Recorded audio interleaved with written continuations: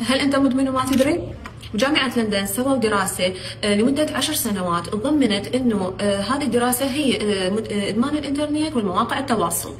هذه الدراسة كانت نتائجها أغلب المتضررين هم الأطفال والمراهقين.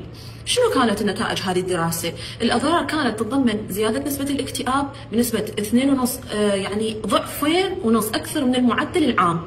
ثانيا تشتت الانتباه.